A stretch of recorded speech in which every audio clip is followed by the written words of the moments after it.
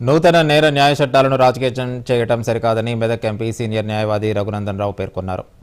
నూతన నేర న్యాయ చట్టాలు అమల్లోకి వచ్చిన నేపథ్యంలో హైదరాబాద్లోని కేశవ్ మెమోరియల్ స్కూల్ జాతీయ ఆలోచనా పరుల వేదిక నిర్వహించిన వర్క్షాప్లో రఘునందన్ రావు పాల్గొన్నారు.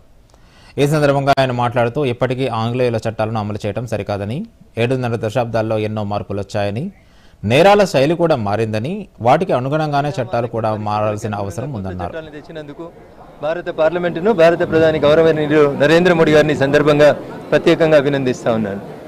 కాలం మారుతున్నప్పుడు మారుతున్న కాలానికి అనుగుణంగా చట్టాలు తెచ్చుకోవాల్సినటువంటి బాధ్యత ఆయా ప్రజాస్వామిక దేశాల మీద ఉంటుంది. భారతదేశ ప్రజాస్వామ్యం ప్రపంచానికి ఆదర్శం అని చెప్పుకునే మనం 7.5 దశాబ్దాల తర్వాత సుదీర్ఘంగా చర్చించి పార్లమెంట్లో చట్టం తెచ్చి రేపటి నుంచి కొత్త చట్టాలను అమలు చేయబోతున్నటువంటి తరుణంలో దురదృష్టం ఏంటంటే ఈ దేశంలో ఉన్నటువంటి కొన్ని రాజకీయ పార్టీలు ఈరోజు కొన్ని రాష్ట్రాల లోపల బంద్కు పిలుపు ఇవ్వడం అనేది సిగ్గుచేటు.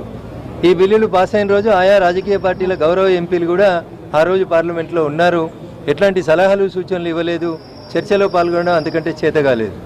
కాబట్టి భారత ప్రభుత్వం నరేంద్రుడి నాయకత్వంలో కొత్త చట్టాలు తెచ్చింది కాబట్టి, మనం వేరే పార్టీ ఎంపీలం కాబట్టి వీటిని అపోజ్ చేయాలనేటువంటి మూర్ఖత్వంలోంచి ఆయా రాజకీయ పార్టీల పెద్దలు బయటికి రావాలి. జనహితం కోసం ప్రజల చేత ప్రజల కొరకు ప్రజలే ఎన్నుకున్నటువంటి ప్రభుత్వం ప్రజల మేలు కొరకు కొత్త చట్టాలను తెస్తున్నప్పుడు ఆ డిబేట్లో పాల్గొనాలి. దాంట్లో ఏమైనా మార్పులు చేర్పులు సలహాలు సూచనలు ఉంటే చేయాలి తప్ప మేము ఈ చట్టాలను బహిష్కరిస్తామంటే మీరు బహిష్కరించినా, మీరు విన్నా, మీరు వినకున్నా భారత పార్లమెంట్ దాన్ని చట్టం చేసిన తర్వాత అది అమలు జరుగుతుంది. కాబట్టి ప్రజాహితం కోరేటువంటి గౌరవ పార్లమెంట్ సభ్యులందరూ కూడా చర్చలలో సుదీర్ఘంగా పాల్గొనండి.